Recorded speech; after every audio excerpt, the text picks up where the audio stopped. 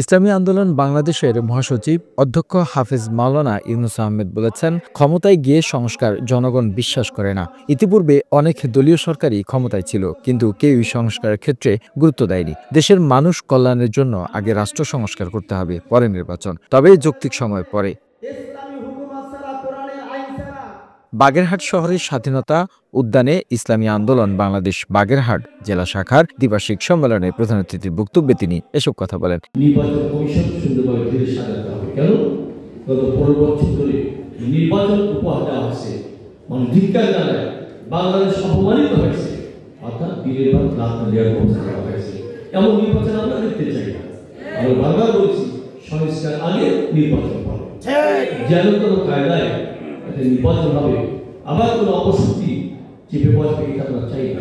এই জন্য আমরা এত বেশি ব্যস্ত না। আমরা বলেছি যৌক্তিক সময়ের মধ্যে নির্বাচন হতে হবে, কিন্তু সেটা সংস্কার হতে হবে।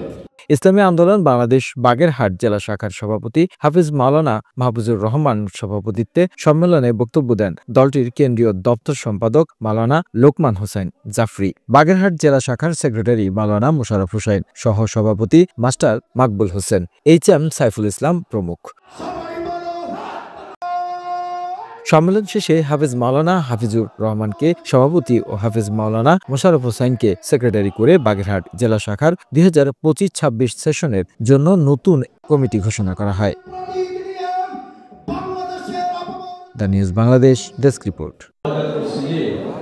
আমি আল্লাহ তাআলা সন্তুষ্টির উদ্দেশ্যে আন্দোলনের সফল